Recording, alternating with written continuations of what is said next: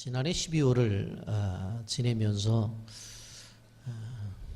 주제별로 설교를 나누었습니다. 선교주일과 그리고 성경주일, 또한 성탄주일, 송년주일, 신년주일, 그리고 연주회 시작하면서 이른비 새벽 기도회로 나흘을, 그리고 어제는 우리가 인카운터로 우리가 하루 말씀과 기도로 이렇게 지났습니다. 그리고 지난주에는 우리 한 해의 표요인 부르짖는 우리 응답하시는 하나님이라고 하는 제목을 가지고 사도행전 33장 1절부터 11절의 말씀을 가지고 은혜를 나누었습니다. 어떻게 보면 정신없이 바쁜 달을 지났다라고 이렇게 생각을 해봅니다. 우리가 출애굽기의 말씀을 묵상을 하다가 이렇게 절기가 와서 우리가 본문을 바꾸어서 말씀을 묵상했는데 이제 다시 출애굽기로 돌아가서 말씀을 나누려고 생각을 합니다. 출애굽기가 가지고 있는 성경 전체의 무게감, 그것은 대단히 큰 것입니다. 그렇기 때문에 어느 성경도 마찬가지지만 출애굽기를 통해서 주시는 하나님의 은혜에 대한 큰 그림을 우리는 생각해 보면서 우리가 말씀을 듣기를 원합니다. 성경 중에 시작의 책이라고 하는 것이 창세기죠. 이 창세기는 중요한 성경입니다. 왜냐하면 만물의 기원이 창세기에 기록이 되었기 때문에 그렇습니다. 그리고 우리라고 하는 이 인간이 어떻게 존재가 되었는지, 그런데 이 인간이 어떻게 타락을 했는지 어떠한 철학자도 말을 하지 못하는 그 비밀을 알려주는 것이 창세기입니다. 이 하나님과 우리와의 관계, 이 하나님과 인간의 관계 속에서 나타난 틀어짐, 이 틀어짐이 결국은 인간의 죄인데, 그 죄 지은 인간을 하나님은 버리지 아니하고 영원한 구원 계획을 세우셔서 회복을 하나님께서 생각하시고 지속적인 진행을 해 오셨습니다. 여러분, 하나님이 이 세상을 향한 원하시는 것이 무엇인가 하면 이 땅 위에 하나님의 나라를 세워 가시는 것이었습니다. 근데 인간이 죄를 지었어요. 그래서 이 문제를 해결하기 위해서 자기 아들인 예수 그리스도를 통해서 바로 이 땅 위에 하나님의 나라를 세우시기를 원했습니다. 그런데 이 하나님의 나라를 세우는 일들에 있어서 하나님은 급하게 하진 않으세요. 어떻게 보면 역사의 수레바퀴를 돌리는 하나님이 아주 천천히 이 역사의 수레바퀴를 돌리면서 이 하나님의 나라를 세워나가시는 것을 우리는 볼 수가 있습니다. 여러분, 이 일을 진행하면서 이제 하나님께서 사람을 선택하셔서 일을 행하시는데, 창세기에 보게 되어지면 아담과 하와를 만드셨고 그 인간 세상에 죄가 들어오니까 또 한 사람을 선택하죠. 바로 아브라함이라고 하는 사람이에요. 그 아브라함을 선택하셔서 본토 친척 아비 집을 떠나 내가 내게 지시할 땅으로 가라고 해서 이삿짐 싸들고 가잖아요. 실질적으로 가서 그곳에 가서 이제 우리가 잘 아는 대로 바로 이삭을 낳고 또 야곱, 그리고 요셉으로 이어지는 이러한 가정 안의 스토리를 통해서 바로 하나님의 나라를 세워나가는 것들을 바라볼 수가 있습니다. 여러분, 우리가 생각해 봐야 되는 것은 무엇인가 하면 아브라함이라고 하는 한 사람을 통해서 이삭이 출생이 되어지고 그 가정에서 야곱이 출생이 되어지고 그 야곱의 12자손을 통해서 이스라엘 민족이 만들어지잖아요. 그렇기 때문에 바로 아브라함의 가정뿐만 아니라 저나 여러분의 가정을 통해서도 하나님께서 큰 구원의 역사를 만드실 수 있고 그것을 통해서 바로 하나님의 역사를 이뤄낼 수 있다고 하는 믿음을 가지고 성경을 보아야 된다고 하는 것입니다. 여러분, 한 가족으로 출발한 것을 하나님은 민족을 만들려고 생각을 하셨어요. 그래서 애굽으로 이주를 시킵니다. 그래서 애굽에서 무려 430년 동안을 생활을 하면서 한 70명이 이주를 했는데 무려 한 200만 명 이상이 되어지는 정말 그 민족이 되어지게 되어집니다. 그런데 하나님께서 그 사람들을 민족을 만들었으니까 다시 그 사람들을 어디로 데려오기를 원했어요? 소위 약속의 땅인 가나안 땅에 데려오기를 원하셨던 것입니다.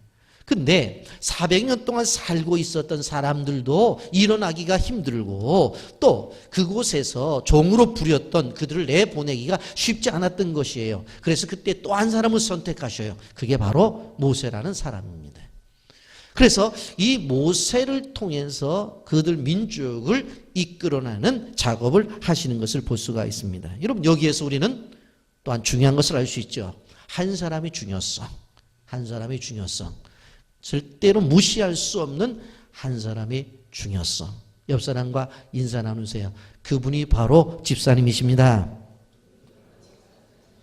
권사님 보고 집사님 그렇게 하지 말고 권사님이라고 해주셔야 돼요. 또 설교 듣기도 전에 마음 상해가지고 그러지 마시고, 한 사람의 중요성, 한 사람의 중요성 매우 중요합니다. 근데 이스라엘 민족의 역사를 보게 되어지면 잘 살고 있는 아브라함을 향해서 야, 이삿짐 싸. 그래갖고 어디로? 가나안으로 가잖아요. 그리고 가나안 땅에서 사실은 잘 살고 있었는데 어디로 이사를 가라고 그래요? 애굽으로 이사를 가라고 그래요. 애굽으로 이사를 갔어요. 애굽에서 어떻게 되었든지 간에 70명이 와서 민족을 이뤘으니까 얼마나 잘 살게 되었어요. 사실은 그 잘 썼는데 어느 날 모세를 통해서 뭐라고 말하냐면 이스라엘 백성들에게 가서 이삿짐 싸라는 거예요 또. 근데 이스라엘 민족의 이 움직임 속에서 우리는 무엇을 볼 수 있냐면 그 움직임 속에 하나님의 역사를, 하나님의 그 일하심을 볼 수가 있는 거예요. 여러분, 우리 교회 역사를 한번 생각해 보세요. 우리 교회가 개척했을 때에 60평에서 개척을 했습니다. 그러다가 하나님이 부흥을 허락하셔서 150평으로 늘렸어요. 그리고는 하나님이 또 부흥을 주셔가지고 요 옆에 있는 신한은행이 있는 그 희망마트 6층으로 이사를 했어요. 그리고는 그 다음에 또 부흥을 해서 이곳에 이사를 왔어요. 여러분, 이곳에 이사 왔을 때에 사실 준비가 안 돼 있어서 그냥 비닐 깔고 그 위에다가 동대문 시장에서 그 싼 카페트 사다가 깔고서 우리가 무려 2년을 여기서 예배를 드렸어요. 그리고 이제 하나님께서 우리에게 더 큰 비전을 향해서 어디로? 논현동으로 이제 이사를 가는 거예요. 여러분, 이러한 상황을 우리가 보면서 무슨 생각을 해야 되느냐? 하나님이 이사를 통해서 역사하시는 하나님에 대한 기대, 그걸 여러분들이 가지셔야 돼요. 제가 언젠가 너무 이 건축하고 이사에 대해서 힘들어서 하나님 앞에 기도를 하는데 하나님이 저한테 그런 메시지를 주는 거예요. 안 목사, 잘 생각해봐라. 지금 교회가 힘들고 어려운 건 분명한데 지금 교회가 힘들고 어려운 것이 더 나아지면서 힘들고 어렵냐? 아니면 그렇지 않냐? 가만히 생각해 보니까 지금까지 우리 교회는 힘들지 않은 적이 없었어요. 힘들지 않은 적이. 그런데 그 힘들지 않은 적이 없었지만 그러나 다 뭐예요? 나아지면서 고난이 찾아오고 나아지면서 힘든 일들이 있었던 것입니다. 그렇기 때문에 여러분들, 이제 우리도 이러한 이스라엘 민족의 이사를 통해서 주시는 하나님의 뜻을 보면서 논현동에 이사를 준비하면서 여러분들 큰 기대를 가지기를 예수님의 이름으로 축복합니다.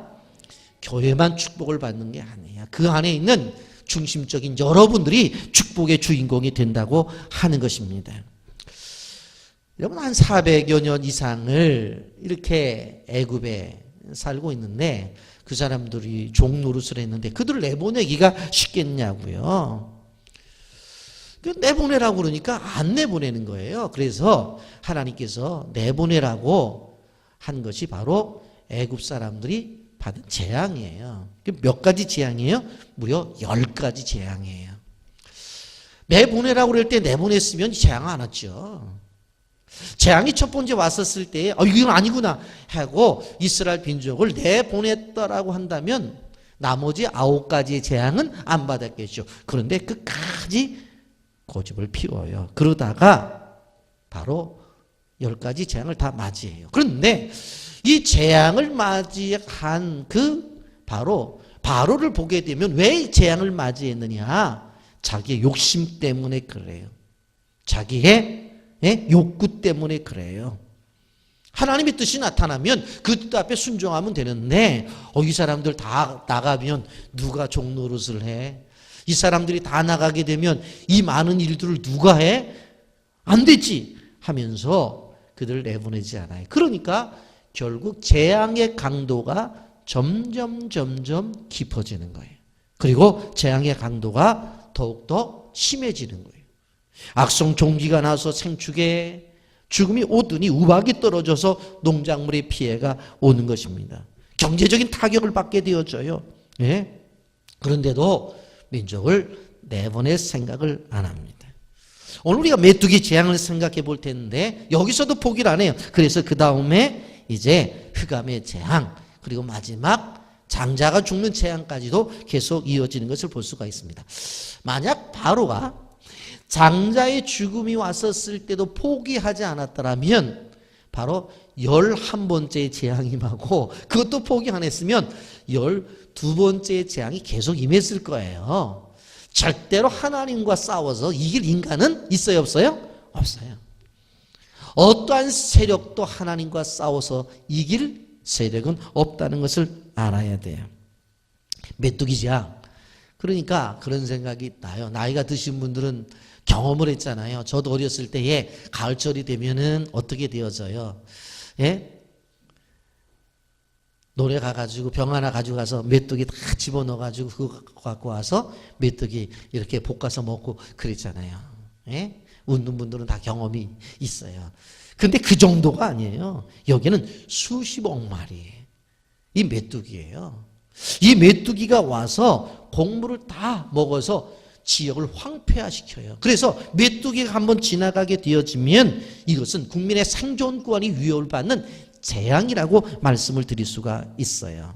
여러분, 이러한 일들이 진행하는 과정 속에서 우리가 꼭 기억해야 될 것이 내 인생의 문제든 아니면 다른 사람이든 나라의 문제든지 간에 어떠한 일들이 벌어질 때는 그 속에서 나타난 하나님의 뜻과 하나님의 목적을 발견해야 돼요. 이건 안 되면 안 돼요, 여러분. 왜 이런 일이 벌어졌을까? 분명히 온 우주를 통치하시는 하나님이신데 하나님이 왜 이렇게 하셨을까라고 하는 생각을 하라고요. 그리고 그것에서 하나님의 뜻을 찾아내야 돼요. 그리고 하나님의 목적을 발견해야 되는 거예요. 사람들은 우연이라는 생각을 해요. 여러분, 하나님을 믿는 사람들은요, 우연이 없어요. 모든 것이 필연이에요. 여러분, 바로도 그런 생각을 했을 거예요. 뭐 그냥 이런 일이 있을 수 있지. 메뚜기 때도 가끔 왔었잖아 하면서 관심을 보이는 듯 하다가 무관심할 수도 있었을 것입니다. 그런데 지속적으로 첫 번째 재앙에서부터 끊임없이 이어지는 이 재앙 속에서 분명히 하나님은 끊임없이 무엇을 줬어요? 메시지를 주었어요. 자신의 뜻을 이야기했어요. 그런데 그것을 잘 깨닫지 못했던 거예요. 오늘 10장 1절과 2절은 분명하게 하나님 말씀하셨어요. 1장 2절 보십시오. 여호와께서 모세에게 이르시되 바로에게로 들어가라. 내가 그의 마음과 그의 신하들의 마음을 완강하게 함은 나의 표징을 그들 중에 보이기 위함이며, 목적이 나오잖아요. 나의 표징을 그들에게 보여주기 위함이다. 내가 애굽에서 행한 일들, 곧 내가 그들 가운데 행한 표징을 내 아들과 내 자손의 귀에 전하기 위함이라. 너희는 내가 여호와인 줄 알리라.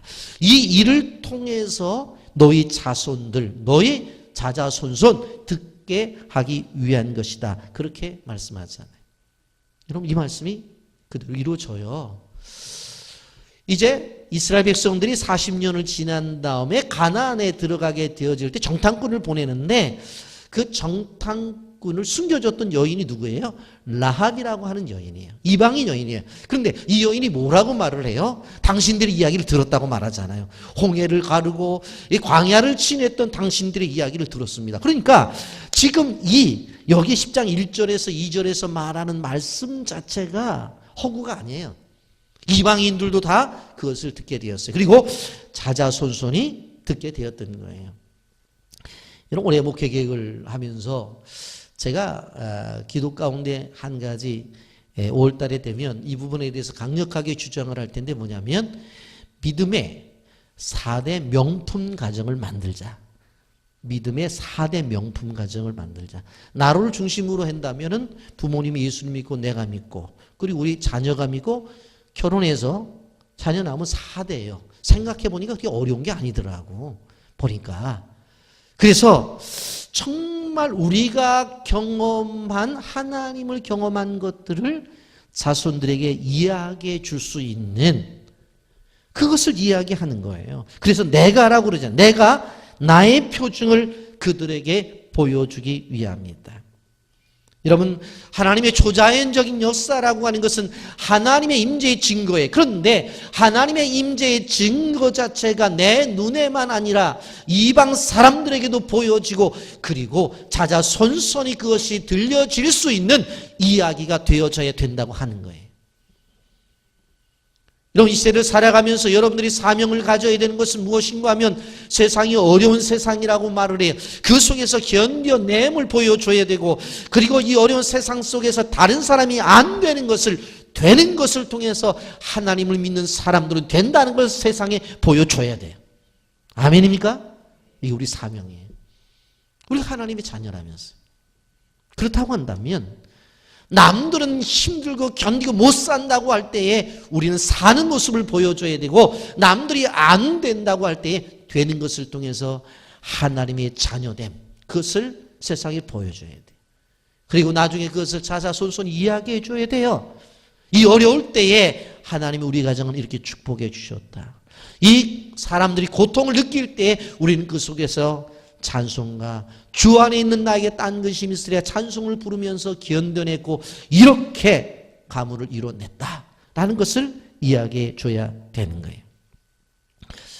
여러분, 하나님이 순수하게 하나님을 믿으면 좋을 텐데 잘 안 믿어요. 그래서 하나님이 이런 일들 저런 일들을 통해서 일을 이뤄내셔요. 문홍수 변호사님이라고 하는 분이 계십니다. 서울 법대를 나왔고 하버드대 로스쿨을 나오신 부장판사를 경험하신 분이에요. 어렸을 때 예수를 안 믿었어요. 근데 고등학교 1학년 때 자기 위의 형인 고등학교 3학년인 형이 갑작스럽게 죽음을 맞이하게 되어져요. 그 형을 너무 좋아했었어요. 근데 그 집안은 불교 집안이었어요. 근데 자기가 학교를 다니면서 듣기는 예수를 믿는 사람들은 죽어도 산대. 야, 우리 불교는 죽어도 산다는 말을 한 번도 들어본 적이 없는데 기독교는 죽어도 산다고 그래. 아, 그렇다고 한다면 내가 좋아하는 형, 그 형이 죽어도 산다고 그러니까 한번 기독교로 가보자. 그래서 이분이 어떻게 되었어요? 기독교로 귀하게 되어져요. 그리고는 지금은 아주 훌륭한 하나님의 종이 되어서 바로 사역을 하고 있는 것들을 바라볼 수가 있습니다. 형이 죽음을 통해서 살아계신 하나님을 만나게 된 것입니다. 여러분, 우리는 많은 일들을 2019년도에 경험하게 될 거예요. 그런데 이러한 일들을 경험할 때마다 우리가 기억해야 되는 것은 이곳에 하나님의 뜻이 무언가, 그리고 이 일을 통해서 하나님이 원하시는 하나님의 목적이 도대체 무언가를 발견해야 돼요. 그걸 발견하지 못하면 그거는 허송세월하는 거예요. 여러분, 인생의 문제들 때문에 하나님과 멀어지지 말고 그 문제가 어떠한 문제이든지 간에 그 속에서 하나님의 뜻과 하나님의 목적을 발견해서 더욱더 하나님과 가까워지시는 주님의 종들이 되기를 예수님의 이름으로 축복합니다. 이게 없으면 문제가 나타나면 스트레스만 받아요. 막 스트레스만 받아. 근데 가만히 가만히 생각해 보면 그곳에서 하나님의 손길을 느낄 수가 있는 거예요.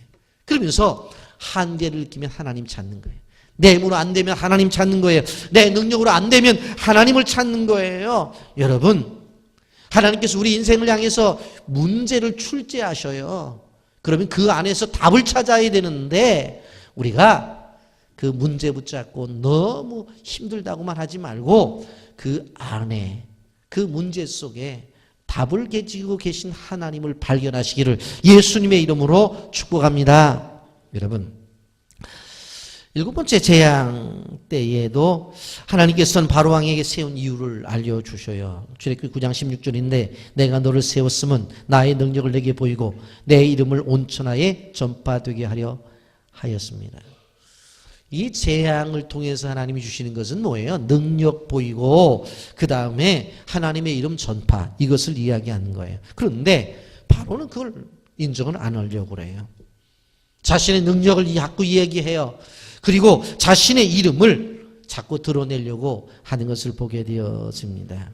여러분, 우리가 생각해 보았습니다만은 그런 게 아니잖아요. 하나님의 능력을 나타내고 자손들에게 하나님의 이름을 계속 전하기 위한 것이잖아요. 우리는 항상 이러한 사실 앞에 우리가 믿음을 가져야 된다고 하는 것, 그것은 들어야만 되는 거예요. 그래서 전해야 되는 거예요. 로마서 10장 17절 그러므로 믿음은 들음에서 나며 들음은 그리스도의 말씀으로 말미암느니라. 신앙의 간증을 통해서, 설교 말씀을 통해서, 전도자의 외치는 그 음성을 통해서 들을 때에 우리가 믿음이 커진다라고 하는 것입니다. 여러분, 그렇다고 해서 하나님이 고난을 좋아하시는 분이냐? 절대 그렇지 않습니다. 예레미야 29장 11절 말씀 보면 여호와의 말씀이니라. 너희를 향한 나의 생각을 내가 아나니 평안이요 재앙이 아니라 너희에게 미래와 희망을 주는 것이라. 아멘. 하나님이 우리를 향한 생각은 미래를 주시기 위한 거예요. 그리고 또한 그 미래만 주는 것이 아니라 미래 안에 담겨져 있는 소망, 희망을 주시기 위해서 하나님은 우리와 함께 하신다는 것을 우리는 기억해야 되는 것입니다. 여러분, 재앙 같은 고난이 찾아온다 할지라도 하나님 멀리해서는 안 돼요. 하나님께 더 가까이 오라는 신호예요. 여러분, 저는 시골 출신이기 때문에 학교도 늘 그 길이 냇가를 따라서 이렇게 되어져 있었어요. 그리고 우리 집도 냇가 앞에 있었어요. 그래서 저는 알아요. 왜? 시냇물이 소리가 난다는 거를. 그런데 강에 가봤더니 강은 넓은데 소리가 안 나요. 왜 그런 줄 아세요? 시냇물의 잔잔한 돌을 치워버리면 그 시냇물은 소리를 낼 수가 없는 거예요. 그렇기 때문에 우리가 기억해야 될 것은 시냇물의 잔잔한 돌들을 치워버리면 그 냇물은 노래를 잃어버리는 것처럼 우리의 인생의 삶 속에서도 조금 하면 조그만 대로 크면 큰 대로 고난이 찾아올 때에 그 인생에 진정한 노래가 있다는 거예요. 그걸 알아야 되는 거예요. 시인 라이스 여사는 이런 얘기를 했어요. 고난이야말로 변장된 축복이다. 우리는 고난이라고 생각하지만 그것은 변장된 축복이라고 노래를 했습니다. 여러분, 믿음의 사람들이 경험하는 고난은 대개 3가지의 종류인 것을 볼 수가 있습니다. 첫째는 연단으로서의 고난입니다. 여러분, 요셉 보세요. 요셉이 뭐가 잘못이 있어서 감옥에 갑니까? 요셉이 뭐가 잘못이 있어서 노예로 팔려가냐고요. 잘못 없어요. 그런데 억울하게. 그러나 끝내는 국무총리가 돼요. 하나님의 사람을 만들기 위한 하나님의 과정이에요. 두 번째, 자발적으로 당하는 고난이에요. 하나님의 나라를 위해서, 하나님의 교회를 위해서, 의를 위해서 고난을 당해요. 스스로 신앙을 지키기 위해서 고난을 당해 얼마든지 당하지 않을 수 있어요. 대표적인 인물이 누굽니까? 다니엘과 다니엘의 세 친구예요. 먹으라면 먹으면 되지. 그 왜? 왕의 상 앞에 올려졌던 음식이라고 안 먹어요. 기도를 해도 묵상 기도하면 되지. 왜? 다 보는 앞에서 분명코 칙령이 선포되었음에도 불구하고 창문을 열어놓고 예루살렘을 향해서 하루에 3번씩 기도하냐고. 꼭 그것만 기도해요? 그런데 하잖아요, 그대로. 그래서 풀무불 속에 들어가고 사자굴 속에 들어가잖아요. 피할 수 있는데 피하지 않아요. 바울과 실라 보세요. 아니 귀신 들린 자 있으면 그냥 지나가면 되지. 왜 그것을 고쳐가지고 감옥 속에 들어갑니까?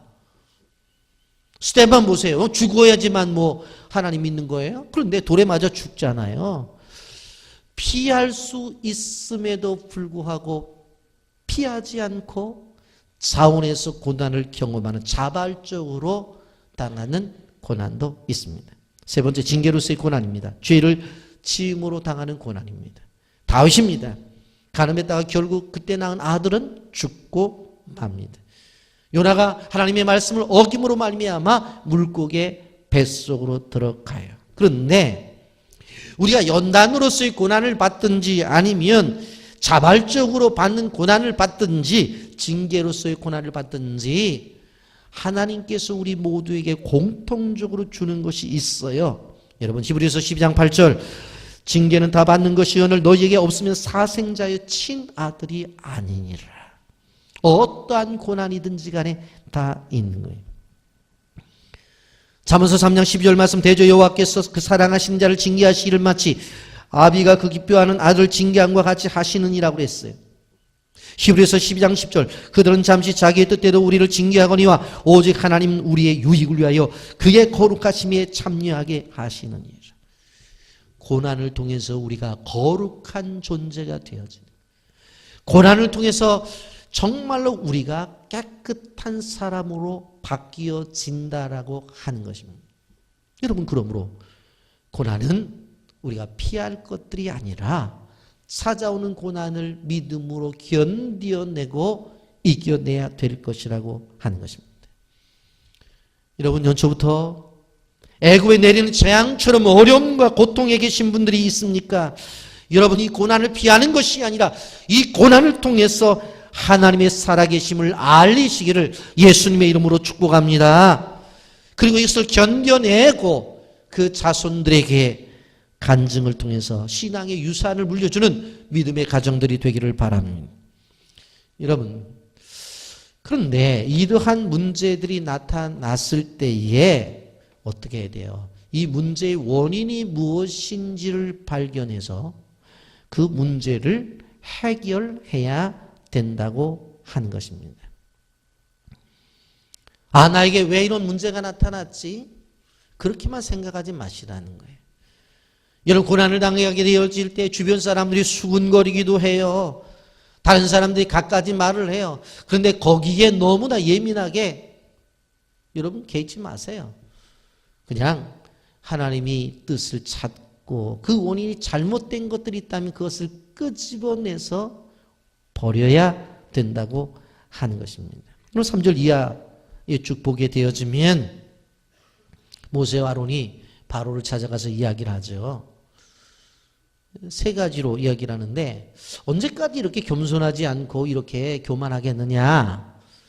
그렇게 하고 두 번째로 내 백성 빨리 보내라고. 그리고 세 번째로 만약 거역하면 이제는 메뚜기 때가 와서 초토화를 만들 거라고 그렇게 얘기를 해요. 그 얘기를 듣고 바로가 꼼짝을 안 하는데 신하들이 나타나서 바로에게 뭐라고 얘기를 하냐. 7절 보세요. 바로의 신하들이 그에게 말하되 어느 때까지 사람이 우리의 함정이 되리까? 그 사람들을 보내어 그들이 하나님 여호와를 섬기게 하소서. 왕은 아직도 애굽이 망한 줄을 알지 못하시나이까? 그랬어. 세 가지로 얘기를 해요. 첫째, 어느 때까지 이스라엘 사람들과 저 모세가 함정이 되기를 원합니까? 둘째는 이스라엘을 보내서 하나님을 섬기라는 것. 셋째는 왕은 아직도 애굽이 망한 줄을 알지 못합니까? 그 얘기를 해요. 여러분 지금 바로가 생각하는 것과 바로의 신하가 생각하는 생각이 좀 달라요. 바로의 신하들은 지금 이 애굽에 있는 이스라엘 백성들이 있는 것이 함정이래. 그리고 모세가 있는 것이 함정이라고 생각해. 그런데 바로는 야 이게 왜 함정이 이게 복이지. 지금 400년 동안 이곳에 있으면서 애 낳고 살면서 얼마나 우리를 도와줘서 이게 어떻게 함정이야? 그런 생각을 하는 거예요. 여러분 이러한 상황 속에서 여기에 보면 바로가 조금씩은 변화가 되어져요. 8장 25절 보면 바로가 모세와 아론을 불러 이르되 너희는 가서 이 땅에서 하나님께 제사를 드리라.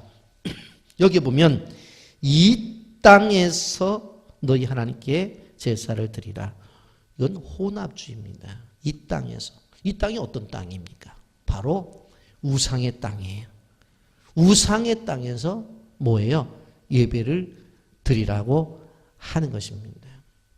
여러분, 이건 무엇과 또 같냐면 제사를 드리면서 아유 옆에서 그냥 예배 드려, 그런 것과 똑같은 이야기예요. 모세가 거절하자 두 번째 타협하니 오는 것을 볼 수가 있습니다. 출애굽기 8장 28절 바로가 이르되 내가 너희를 보내리니 너희가 너희 하나님 여호와께 광야에서 제사를 드릴 것이나 너무 멀리는 가지 말라. 그런즉 너희는 나를 위하여 구하라. 적당주의에 멀리는 가지 마.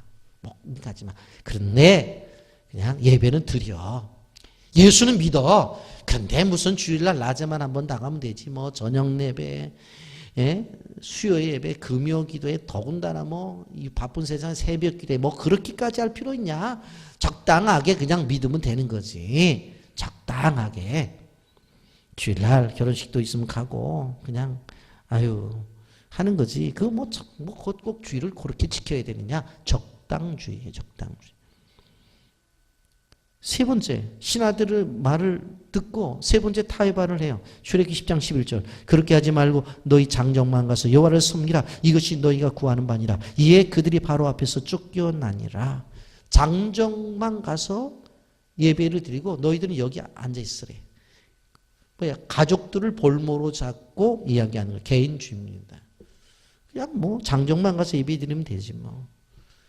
자녀들을 왜 교회 안 나오냐? 아유, 뭐 애들이 말을 안 들어요. 아유, 나라도 신앙 지켜야 되죠. 자기 자신만. 개인주의.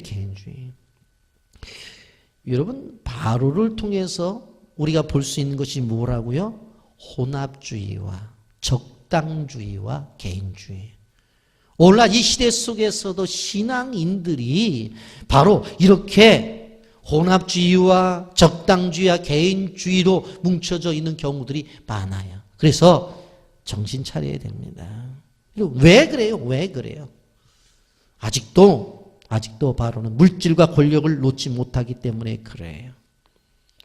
그런데 이런 바로를 향해서 뭐라고 말하는 거예요?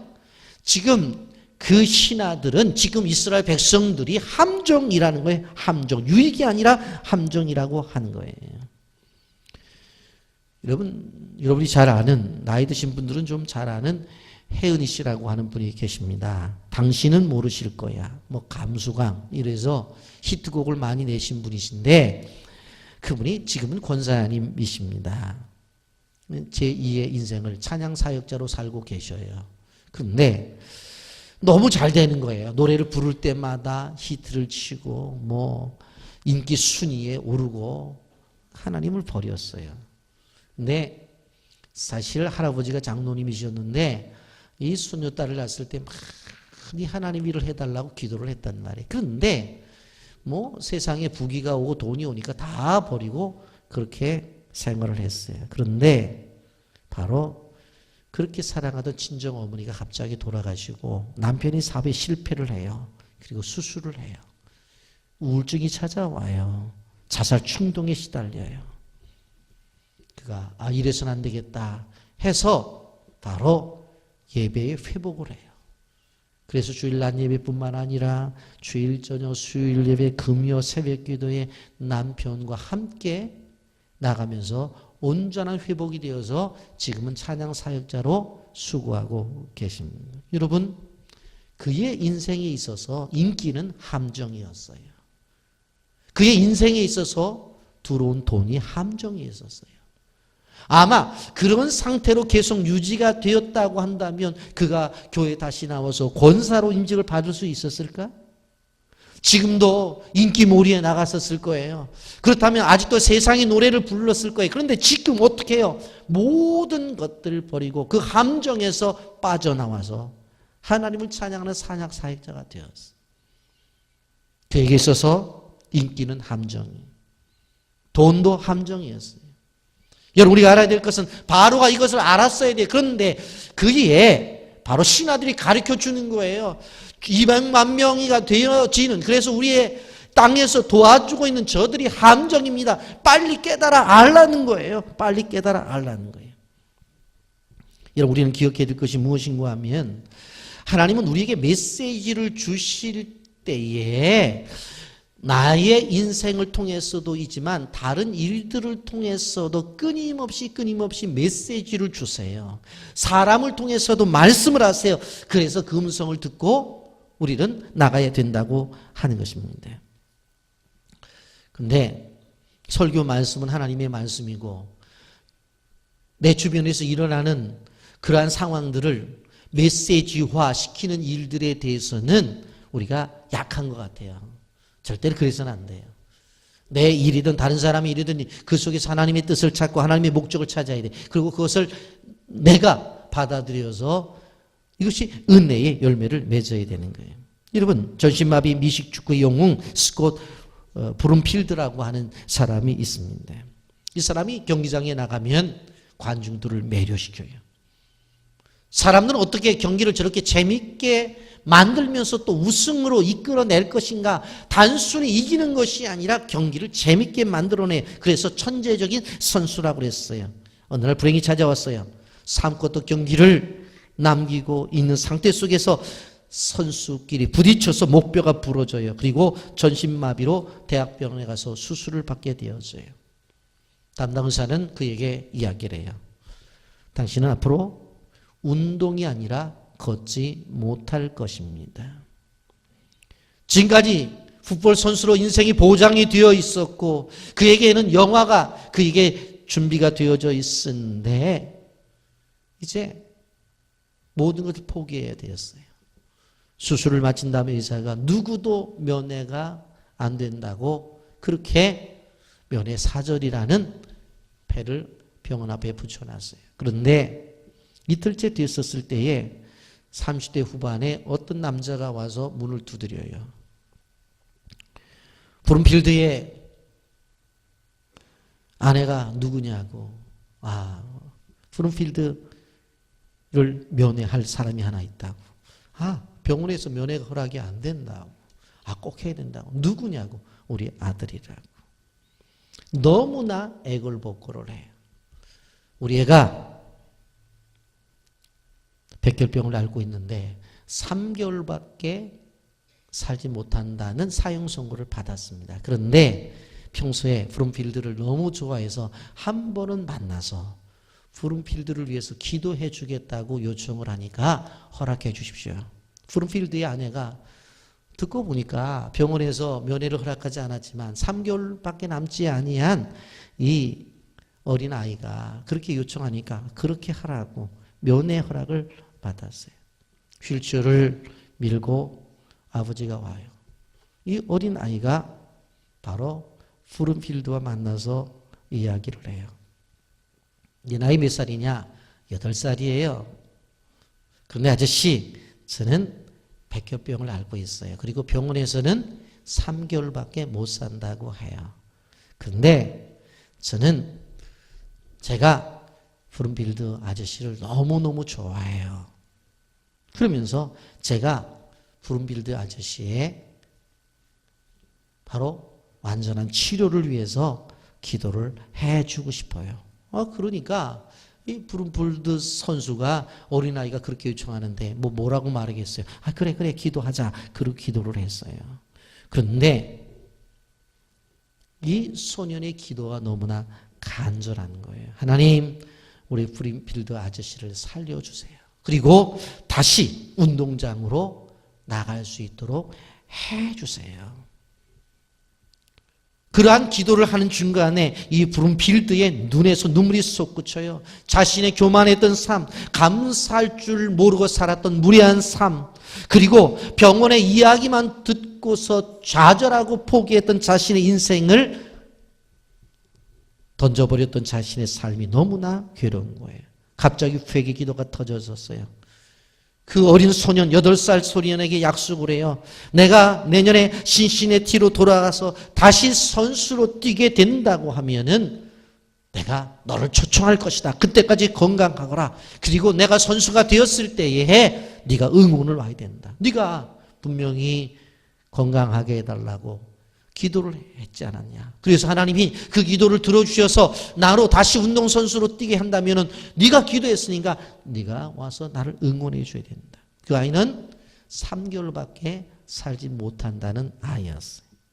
놀라운 일이 벌어졌어요. 기적처럼 브룸필드 선수는 회복이 되어서 운동장으로 가게 되었고 3개월밖에 살지 못한다는 백혈병 소년도 치료를 받았어요.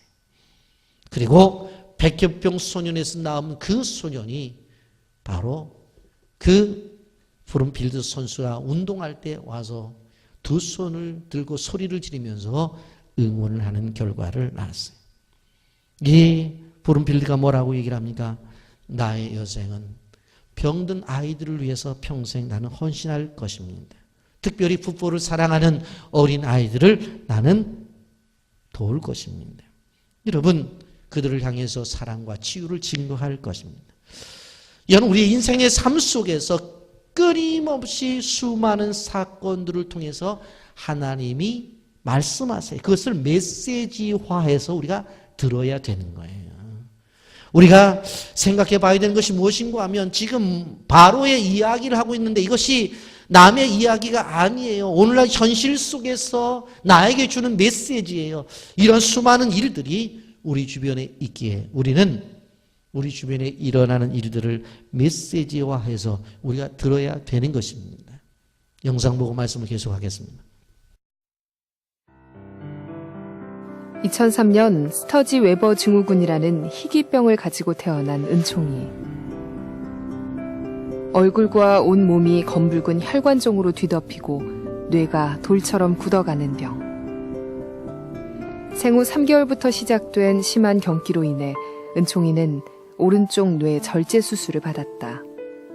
그리고 녹내장으로 인해 한쪽 눈은 시력을 잃었고 말도 잘 할 수 없다. 이제 겨우 10살인 은총이는 6가지나 되는 이름도 생소한 힘든 병마와 싸워가고 있다. 9년간 9번의 대수술, 여러 차례 위험한 수술이 계속되면서 은총이 아빠 박지훈 씨는 감당할 수 없는 병원비로 인해 신용불량자까지 되고 말았다. 그러나 힘겨워하는 은총이를 보면서 부모로서 아무것도 해줄 수 없다는 사실이 더욱 그를 절망케 했다. 세상에서 은총이를 가장 사랑하는 엄마는 그저 아픈 몸으로 태어나게 한 것이 못내 미안하고 또 미안할 뿐이었다.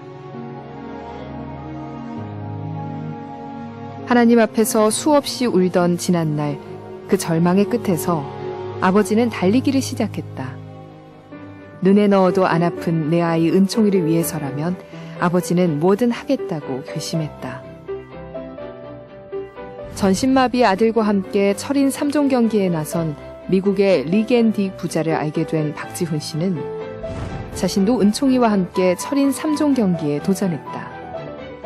은총이에게 새로운 세상을 보여주고 싶었던 아버지의 마음 때문이었다. 극한에 도전하는 51.5km의 철인 3종 경기. 모두가 무모한 도전이라 생각했다. 그러나 아버지는 은총이를 태운 유모차를 밀면서 뛰었고 휠체어를 매단 채 자전거를 타고 고무보트를 끌고 수영을 하며 결국 완주해내고 말았다. 4시간 30분. 비록 맨 마지막에 들어왔지만 은총이와 함께한 희망의 레이스였다.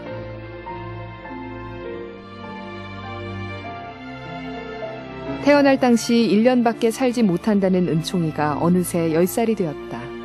수많은 사람들의 기도와 사랑을 먹고 자란 꼬마 천사 은총이. 그리고 대한민국 아버지의 사랑을 온 세상에 보여준 은총이 아빠 박지훈 씨. 그의 레이스는 이제 절망 가운데 있는 수많은 이들에게 새로운 꿈과 용기를 주고 있다. 숱한 눈물과 고통의 시간도 있었다. 그러나 은총이를 통해 하나님의 은혜와 감사를 알았고 진정한 사랑이 무엇인지를 깨달았다. 처음에는 세상의 모든 시선과 편견들이 너무나도 싫어서 무작정 뛰기 시작을 했습니다. 뛰다 보니까 우리 은총이가 너무나도 좋아해서 멈출 수가 없어서 계속해서 뛰었습니다. 그랬더니 정말 기적 같은 일들이 생겨나기 시작을 하더라고요. 좋지 않은 시선으로 우리 은총이를 바라보던 세상 사람들이 저희 부자의 뛰는 모습을 보시고는 멋있다고 하시고요, 용기가 생긴다고 하시고, 심지어는 자살이라는 것만 생각하면서 하루하루 살던 분들이 다시 살아야겠다고 하시는 겁니다. 그리고 저 사진 속에서 보시는 것처럼 가수 진슈션의 션 씨와 같이 너무나도 많은 분들이 우리 은총이와 함께 달리고 싶다며 은총이의 이모 삼촌을 자청하고 모두가 함께 같은 곳을 바라보고 달리고 있습니다. 세상의 모든 것을 원망하며 살던 제게 우리 은총이가 손을 잡아주고 환하게 웃어주었던 것처럼 아무런 말씀하지 않으셔도 좋습니다. 그저 그냥 환하게 웃어주시면서 손을 꼭 한번 잡아보세요. 그래서 그 무엇이, 그 어떠한 어려움과 아픔이 여러분이 걸어가는 그 길을 가로막을지라도 꼭 잡은 그 두 손 절대 놓지 마시고요, 함께 이겨내시며 걸어가시길 바랍니다. 그러면 언젠가는 뛸 수도, 정말 하늘을 날 수도 있다는 것을 꼭 기억하시면서 말입니다. 우리 은총이 정말 예쁘죠. 전 우리 은총이를 통해서 사랑이 아닌 진짜 사랑을 알게 되었습니다. 그 진짜 사랑의 힘으로 우리 은총이의 저 웃음과 꿈을 제 목숨을 다해서 언제까지나 지켜줄 겁니다. 그 진짜 사랑의 힘으로 I can, 저는 할 수 있었습니다. 그리고 앞으로도 우리 은총이를 위해서 그 무엇이든지 저는 해낼 겁니다. 그 진짜 사랑의 힘으로 우리 은총이와 함께 당신의 희망이 되겠습니다. 우리는 우리 주변에 여러 가지 일들, 사건을 통해서 들려주시는 하나님의 메시지에 대해서 귀를 기울여야 돼요. 하나님, 우리 주변의 사람들이나 혹은 사건들을 통해서 하나님의 음성을 들려주실 때가 있어요. 그것을 듣는 사람이 영적인 사람들이에요. 여러분, 하나님이 싫어하는 것들은 빨리 버리고 하나님이 정리하라고 하는 것들은 빨리 정리하면서 바로의 신하의 말들처럼 버려야 될 것들을 버리지 못하고 그것이 자기들에게 유익된 것처럼 생각하는 바로의 생각은 버려야 된다고 하는 거예요. 구덩이에 빠져 멸망하게 되는 덫을 치워버려야 된다고 하는 것입니다. 우린 잘못하면 불나비처럼 끊임없이 죽을 줄 모르고 불 속으로 뛰어들어가는 일들도 있는 것을 바라볼 수가 있습니다.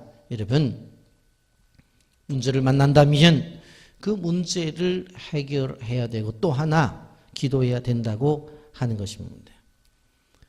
여러분, 지금까지 재앙과 다른 점은 바로가 자신의 죄를 고백한다고 하는 것입니다. 모세가 애굽 땅에 지팡이를 드니까 여호와께서 동풍을 불게 하셔요. 메뚜기는 자기 홈으로 그렇게 나를 수가 없어요. 바람의 힘으로 먼 곳까지 날아갈 수 있는데 이제 동풍을 불게 함으로 메뚜기가 날아와요. 근데 이걸 왜 하나님의 능력이고 하나님의 하시는 일이라고 바로가 인정한 줄 아세요? 지금까지 바로 남서지방, 지금의 리비아나 이디오피아 쪽에서 불어오는 바람만 있었어요. 그리고 그쪽에서 날아오는 메뚜기 떼만 있었어요. 그런데 지금까지 전혀 움직이지 않았던 동풍의 바람이 분 거예요. 이것을 통해서 뭘 가리킵니까? 모든 우주의 움직임은 하나님의 손에 있다고 하는 거예요. 신명기 10장 14절에 하늘과 모든 하늘의 하늘과 땅과 그 위의 만물은 본래 내 하나님 여호와께 속한 것이로되 라고 말씀해요. 욥기서 41장 11절에 누가 먼저 내게 주고 나로 하여금 갚게 하겠느냐, 온 천하에 있는 것이 다 내 것이니라 말씀합니다. 시편 24편 1절에 땅과 거기에 충만한 것과 세계와 그 가운데 사는 자들은 여호와의 것이라고 말씀하고 있고, 시편 50편 12절에 내가 가령 줄여도 내게 이르지 아니할 것은 세계와 거기에 충만한 것이 다 내 것임이라고 말씀해요. 하나님은 모든 것이 자신의 것이기 때문에 자연 현상인 메뚜기조차도 사용하셔서 하나님의 뜻을 이루신다고 하는 거예요. 당시에 메뚜기 떼는 어떠한 지역만 나타났는데 이때는 애굽 전역을 휩쓸어 버린 것입니다. 이것은 단순한 자연현상이 아니라 초자연적인 사건임을 가르쳐 주는 거예요. 땅이 얻을 정도로 날아 푸른 것은 남기지 아니하고 다 먹어버려요. 바로왕은 지금까지 세라피아라고 하는 곤충의 피해를 막아주는 신을 믿고 있었어요. 그렇기 때문에 세라피아가 이것을 해결해 줄 줄 알았어요. 그런데 소용이 없는 겁니다. 바로가 세 가지 반응을 나타냅니다. 16절 17절 보면 바로가 모세와 아론을 급히 불러 이르되 내가 너희 하나님 여호와에게 너희에게 죄를 지었으니 바라건대 이번만 나의 죄를 용서하고 너희의 하나님 여호와께 구하여 이 죽음만은 내게서 떠나게 하라. 세 가지입니다. 첫째, 내가 하나님과 너에게 죄를 지었다는 것입니다. 출애굽기 9장 27절에도 말씀해 바로가 사람을 보내어 모세 아론을 불러 그들에게 이르되 이번은 내가 범죄하였노라 여호와는 의로우시고 나와 백성은 악하도다라고 말을 하죠. 여러분 그런데 자신의 죄를 인정하는 것이 뭐가 잘못이에요? 본인이 본질적인 죄인인데 이번만 죄를 지었다는 거예요. 그러니까 그 죄의 인정이 온전한 죄가 아니죠. 두 번째, 이번만은 용서해 달라는 것입니다. 세 번째, 죽음만을 피하게 달라고 기도해요. 물론 파리의 재앙 때도 기도했어요. 출애굽기 8장 8절에 바로가 모세 아론을 불러 이르되 여호와께 구하여 나와 내 백성을 개구리에게서 떠나게 하라. 내가 이 백성을 보내리니 그들이 여호와께 제사를 드릴 것이니라. 우박 재앙 때도 기도 부탁을 하죠. 출애굽기 9장 28절 여호와께 구하여 이 우레소리와 우박을 그만 그치게 해라. 내가 너희를 보내리니 너희가 다시는 머물지 아니하리라. 이러한 기도의 요청에 모세는 기도해요. 그리고 하나님은 응답해 주세요. 그런데 문제가 해결되면 바로는 더욱더 강팍해지는 거예요. 이런 상황 속에서 18절 19절 보십시오. 그가 바로에게 나가서 여호와께 구하매 여호와께서 돌이켜 강렬한 서풍을 불게 하사 메뚜기를 홍해에서 몰아넣으시니 애굽 온 땅에 메뚜기 하나도 남지 아니하니라. 동풍으로 몰려왔던 메뚜기가 서풍을 불게 해서 홍해 바닷속으로 다 집어넣어 버렸어요. 그러니까 하나도 남지 않았다고 그랬어요. 응답을 받은 거예요. 동풍이 서풍으로 바뀌니까 완전히 문제가 해결된 거예요. 남편이 변화되지 않는다고, 아내가 변화가 되지 않는다고, 자녀가 변화되지 않는다고 낙심해서는 안 됩니다. 끝까지 기도하면 동풍으로 왔던 것이 서풍으로 해결된다는 사실을 믿으시기를 바랍니다. 주님이 해결해 주셔야 돼요. 여러분, 하나님께서 우리에게 주신 놀라운 은혜와 은총이 바로 모든 문제를 해결할 수가 있다고 하는 것입니다. 남아공의 만델라 대통령이 되었을 때에 복수의 악순환을 끊어버리자 하고 진실과 화해 의원회를 설치했습니다. 규칙은 간단했어요. 백인 경찰이나 군인이 흑인들을 죽였다고 한다면 나와서 인정을 해라. 그러면 용서해 주는 거예요. 처벌받지 않는다는 것이었어요. 어느 날 청문회 자리에 한 백인 경찰관이 자기 죄를 말합니다. 나와 나의 동료들은 18살 된 18세 소년을 총으로 쏘고 그 시체를 인멸하기 위해서 바베큐처럼 불로 태워 죽였습니다. 그런데 8년 후에 그 후안이 두려워서 그 집에 찾아가서 그의 아버지도 똑같은 방법으로 죽이면서 그의 아내를 옆에 그것을 보게 했습니다. 그렇게 이야기를 하면서 자기 죄를 고백해요. 이때에 그 남편과 아들을 잃은 노 부인에게 법정에서 판사가 이렇게 이야기를 합니다. 당신이 이 마지막에 이 사람에게 할 말은 없냐고. 그랬더니 이 여인이 이야기를 해요. 내 남편을 불로 태워 죽이고 우리 아들을 불로 태워 죽인 저 사람 나에게 얘기를 하라고 했는데 첫째는 남편의 장례를 제대로 치룰 수 있도록 요구합니다. 그리고 두 번째로는 우리 남편과 아들을 죽인 프레이 씨를 한 달에 2번씩 우리 집에 오게 해 주십시오. 그리고 내가 그에게 식사를 대접하기를 원합니다. 이유는 자신이 용서를 받았다는 것과 내가 자신을 용서했다는 것을 알게 하기 위해서입니다. 그리고 내가 다가가서 저 사람을 포옹하기를 원합니다. 그것은 내가 자신을 용서했다는 것을 깨닫게 하기 위해서입니다. 그러한 이야기를 할 때에 그 자리에 참석했던 모든 흑인들이 일어나서 나 같은 죄인 살리신 주의 고마워. 잃었던 생명 찾았고 광명을 얻었다는 찬송을 불러요. 그런데 그 브렉은 그 찬송 소리를 듣지 못했답니다. 왜냐하면 이 여인의 고백 앞에 이 사람은 감동을 입어서 기절해버린 거예요. 여러분, 남편을 죽이고 아들을 죽인 사람을 단순한 용서가 아니라 자기 집에 한 달에 2번씩 와라. 식사 대접을 하겠다. 그 일을 통해서 바로 당신이 용서받은 것들을 알아야 된다. 그래서 물어봤어요. 왜 이렇게 하느냐? 이 여인이 이렇게 대답을 합니다. 이것이 십자가에서 우리를 위해 돌아가시고 용서하신 하나님의 사랑을 나타내는 십자가의 사랑입니다. 여러분, 우리가 기억해야 될 것은 무엇인가 하면 바로 같은 존재라 할지라도 어떻게 됐든지 간에 기도하는 사람으로 바뀌어지잖아요. 그렇다고 해서 제가 바로가 구원을 받았다 그런 얘기를 하는 게 아니에요. 수많은 일들을 통해서 바로가 하나님의 존재를 인정하잖아요. 그리고 모세에게 기도를 부탁하잖아요. 그리고 하나님에 대한 인정을 하잖아요. 여러분, 우리가 기억해야 될 것이 무엇인가 하면 우리에게 주신 것들, 십자가의 사랑, 이런 것들을 가지고 끊임없이 우리가 살아가는 세상 속에 나가게 되면 하나님의 역사가 나타난다고 하는 것입니다. 말씀을 정리합니다. 우리에게 다가오는 모든 일들을 우연이라고 말하지 마세요. 여러분, 우리가 기억해야 될 것은 바로를 통해 보듯이 주변의 사람들이 기도를 해 주어서 문제를 해결 나가려고 하지만 본인이 풀어야 될 문제를 풀지 아니하니까 문제가 풀어지지를 않아요.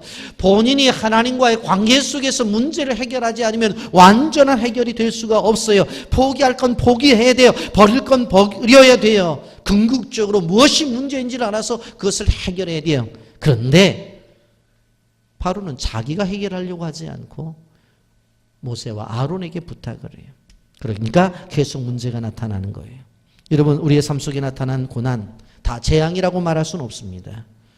그러나 바로는 재앙이었어요. 하나님의 뜻을 거역하기에 이런 일이 벌어진 거예요. 그리고 우리는 하나님을 두려워할 줄 알아야 됩니다. 우리가 출애굽기의 내용을 쭉 보면서 꼭 기억해야 될 게 뭐예요? 하나님은 살아 계신다라고 하는 것입니다. 기억하셔서 출애굽기를 통해서 살아서 역사하시는 하나님이 우리의 삶에 나타나시기를 예수님의 이름으로 축복합니다. 아멘.